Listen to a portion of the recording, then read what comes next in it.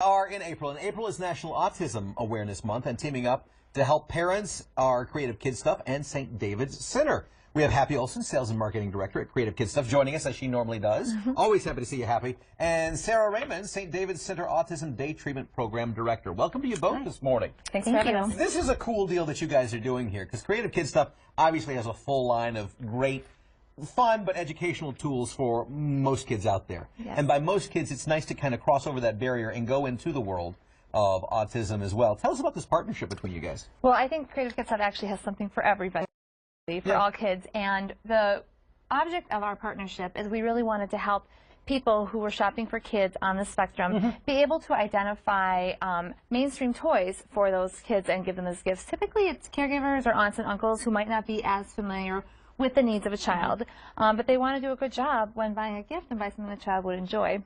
And we found that our staff didn't know how to talk about it. They wanted to help these people, help them shop, but they just simply didn't have the right tools or questions to ask to understand it. So we partnered up with St. David's, and they helped us. Yeah, and so what St. David's was able to do is initially just meet with the Creative Kidstuff staff and just do training on what is autism and what are the benefits of toy. Kids learn through play, and children with autism tend to struggle with those play skills, and so play is so important, and these toys are so important in eliciting just areas of development such as like emotional development and regulation, sensory motor development, communication skills, cognition and problem solving, those different areas.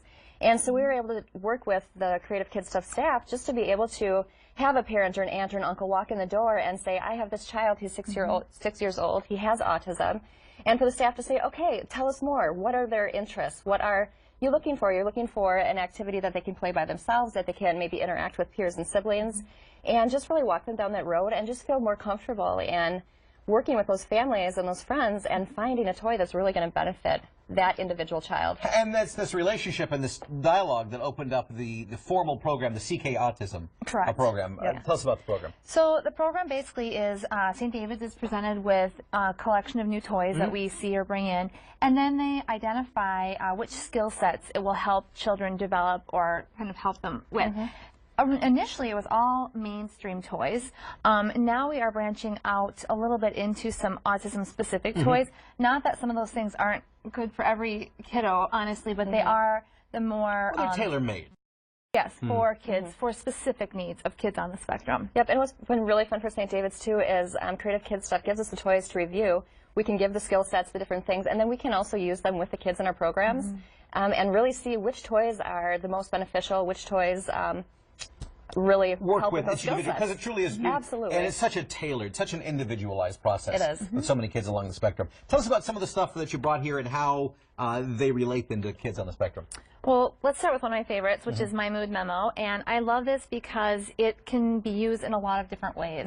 It really helps with emotional regulation, so all of these discs have different feelings, but I love the spectrum of the feelings because it's not just the happy, sad, mad, the traditional feelings. It goes into embarrassed or frustrated, things that even mainstream kids aren't even able to articulate sometimes. But beyond that, it can be played as a matching game, and also the whole tactile, the feel of these tiles is really, really great for kids. So all right, we got about 30 seconds. Okay. This one is actually one of my favorites, and this is called the Sensies, and this is nice for emotional regulation. It vibrates when a child sits on it, and also just for the sensory motor development. So if a kid is having a hard time maybe staying seated in their chair, they can sit on this, they have some fidgets they can use, and it can really help just with focus and attention as well.